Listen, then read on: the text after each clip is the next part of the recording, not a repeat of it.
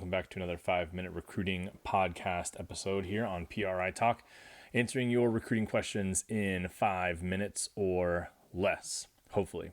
So today I want to answer this question that I get fairly often.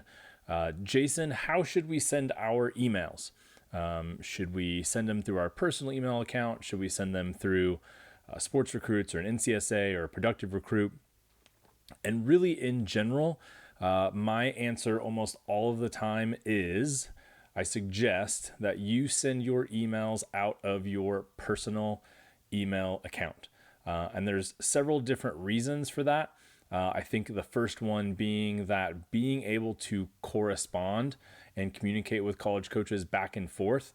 If you're using a third-party system, chances are the college coaches aren't responding to that system. Chances are they're going to respond when they reply to your email back to your personal email account, your Gmail or whatever you're using. So in order to communicate consistently, you need to be checking your email. Well, if you're using a third-party system, you're probably not checking your email as often as maybe you should. Another reason that I suggest athletes use their personal email is you want to be sending individualized, personalized emails to college coaches. That is a lot, I'll say, easier to do.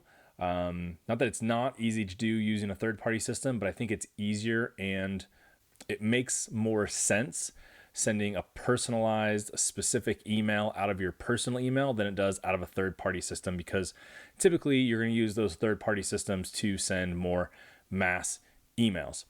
The other reason that I suggest that athletes use their personal email over a Sports Recruits type system is because a lot of college coaches have filters in their email. College coaches get a lot of emails.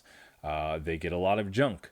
They get a lot of stuff sent to them over and over and over again. And so in order to filter through some of that, a lot of college coaches will have filters for like emails from NCSA or emails from Sports Recruits or some of those other big online recruiting platforms to cut down on the amount of emails they get and to cut down on a lot of the emails they get from athletes that aren't really interested.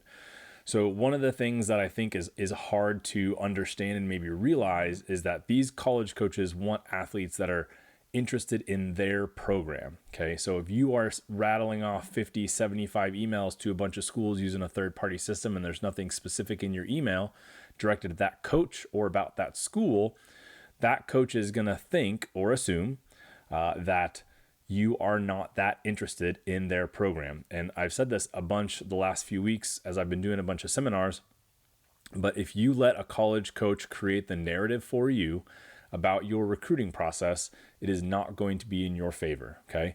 They're almost always going to go with a negative explanation as to why they're not going to recruit you or why you're not interested or why this or why that, okay? Their narrative that they create is not going to be in your favor. And so you need to make sure that you are communicating with them in the most personalized and specific way. And really, the best way to do that is to reach out to college coaches using your personal email address. An email address that you are checking regularly, an email address that you are sending emails out of regularly.